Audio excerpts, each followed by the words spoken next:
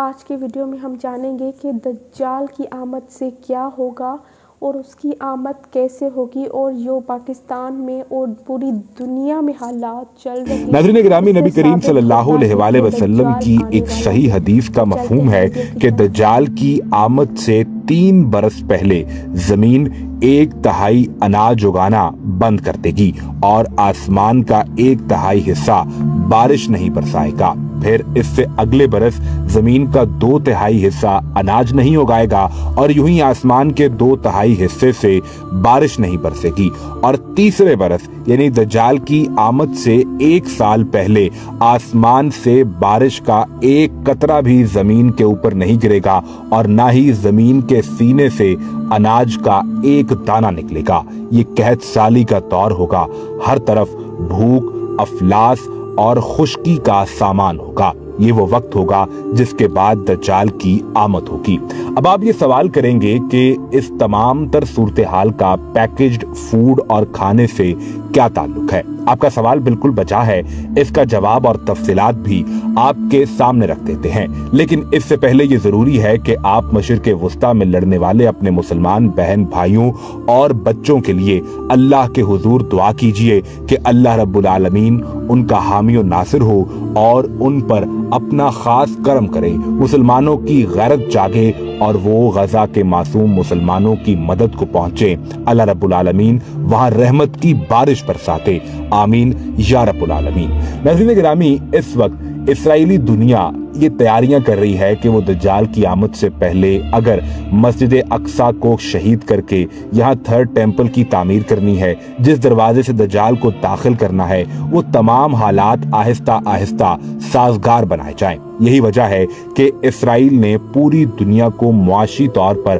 اپنے قبضے میں لینے کا ایک وسیع تر پلان بنایا، جس پر وہ تیزی سے عمل کرتا جا رہا ہے۔ اسی کے تناظر میں وہ پروسیسڈ اور پیکجڈ فوڈ اور ملک یعنی دودھ پوری دنیا کے انسانوں کو اس طرف راغب کرنے کے لیے اشتہارات بناتے ہیں اور خاص طور پر کیمپینز لانچ کی جاتی ہیں، جس میں میڈیکل سیکٹر کی رپورٹس اور ریسرچز کا جھوٹا سچا حوالہ بھی دیا جاتا ہے کہ یہ کھانا آپ کی صحت کے لیے زیادہ محفوظ ہے۔ اس سے ہوتا یہ ہے کہ وہ کھانا جو آپ کو بازار میں کھلے عام ملتا ہے، لوگ اس جانب رجحان کم کر لیتے ہیں اور اس کھانے کی جانب رجحان بڑھنے لگتا ہے۔ یہ کمپنیز یہی کھلا کھانا بازار، مارکیٹ اور کھیت کھلیان سے یہ بیج اٹھانا شروع کر دیتے ہیں، بعد میں انہیں پروسیس کر کے مہنگے داموں آپ کو بیچا جاتا ہے۔ ایک تو اس سارے پروسیس سے ان کے ہاں پروفٹ یعنی انہیں کاروبار میں منافع اچھا خاصا ہونے لگتا ہے، اور دوسرا یہ کہ پورا کھانا اپنے پاس جمع کر کے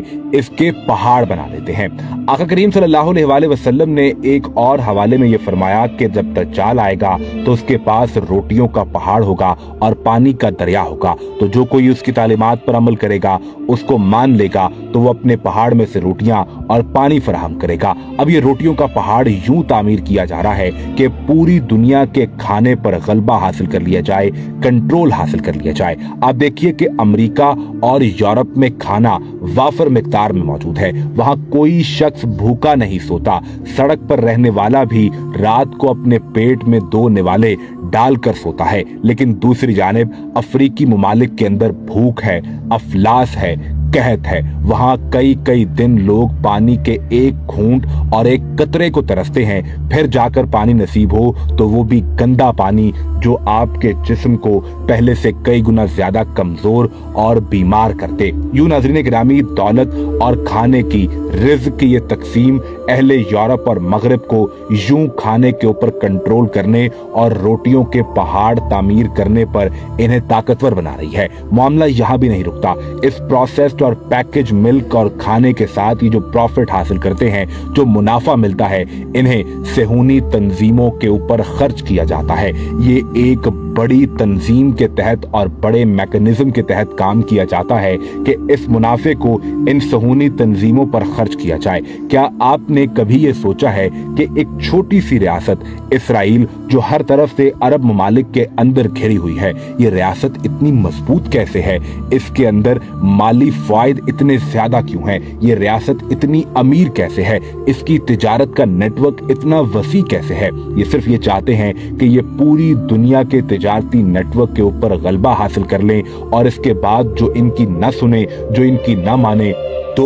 उसका हल ये है कि उसके तिजारती निजाम को तबाह बर्बाद कर दिया जाए। जदीद दुनिया के अंदर कोई भी मुल्क ना तो ये अफोर्ड करता है और ना ये सह सकता है, खास उसके मुल्क की आबादी 2 लाख हो, 2 करोड़ हो या 20 करोड़ हो, वो कभी भी ये नहीं सह सकता कि लोग भूखे मरना शुरू हो जाएं। शहरों के अंदर कत्लो गारत करी, चोर बाजारी का बाजार गर्म हो जाए। इन हालात में ये तमाम तर सूरत हाल रोटी के पहाड़ और पानी के दरिया इकट्ठा करने के लिए इसराइलियों की जानिब से की जा रही है। 3 साल पहले के हालात को यूं बनाना है कि पहले साल 1/3 आसमान का हिस्सा बारिश नहीं बरसाएगा और जमीन का 1/3 हिस्सा अनाज नहीं उगाएगा, और फिर यूं बताया गया कि आइंदा 2 साल की तफसील क्या होगी। आका करीम सल्लल्लाहु अलैहि वसल्लम के असहाब ने पूछा कि या रसूलल्लाह, जब वो दौर आए तो मुसलमान क्या करे? रसूलुल्लाह सल्लल्लाहु अलैहि वसल्लम ने फरमाया कि अगर किसी वीरान इलाके में है तो वहीं सब्र करे, शहर की तरफ मत आए, और अगर शहर की तरफ है